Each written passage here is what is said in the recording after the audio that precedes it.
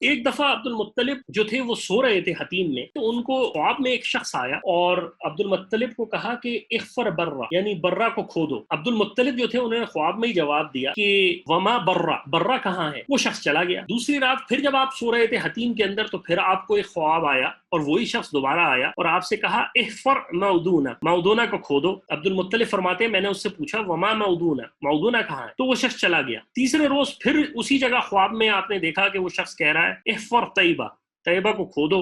میں نے اس سے پھر سوال کیا وما طیبہ، طیبہ کیا ہے؟ تو وہ شخص چلا گیا۔ چوتھے روز پھر آپ نے خواب دیکھا اور وہ شخص یہ کہتا ہے احفر زمزم، زمزم کو کھودو۔ انہوں نے کہا زمزم کیا ہے؟ تو اس نے جواب دیا، اس شخص نے، وہ پانی کا کنواں جس کا پانی نہ کبھی ٹوٹتا ہے اور نہ کبھی کم ہوتا ہے اور بے شمار حجاج کو سیراب کرتا ہے۔ خواب میں اس شخص نے آپ کو کچھ جگہ بتائی، یہ جگہ جا کے تم کھودو۔ عبد المطلب کیونکہ سردار تھے، آپ نے قریش کے لوگوں سے ذکر کیا کہ بھائی یہ مجھے خواب آیا ہے اور میں اس خواب کی تکمیل کرنا چاہتا ہوں، لیکن قریش نے اس کی مخالفت کی۔ لیکن عبد المطلب یہ سمجھ گئے تھے کہ یہ خواب محض اس رب کی طرف سے ہی ہو سکتا ہے، یہ خواب سچا خواب ہے۔ تو آپ نے اپنے بیٹے حارث، جو ان کا ایک ہی بیٹا تھا اس وقت، ان بیٹے کو حکم دیا کہ میرے ساتھ چلو، اور مٹی اٹھا کے کھودنا شروع کر دی۔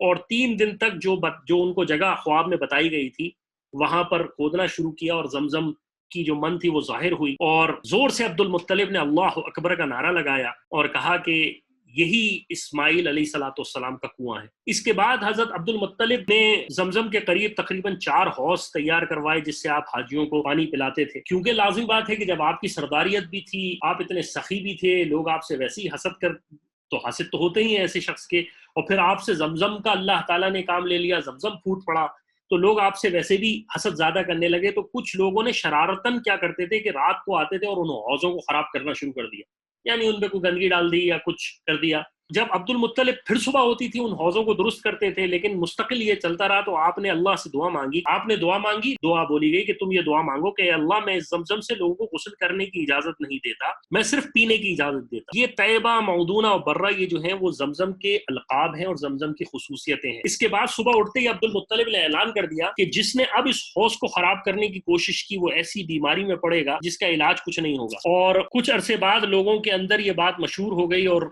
لوگوں کے ساتھ یہ مسئلہ آیا کہ جو اس کے ساتھ شرارت کرتا تھا وہ بیمار پڑ جاتا تھا۔ ان حاسدوں نے جو کہ عبد المطلب کے حاسد تھے، ان حوض کے اوپر تعرض کرنا چھوڑ دیا۔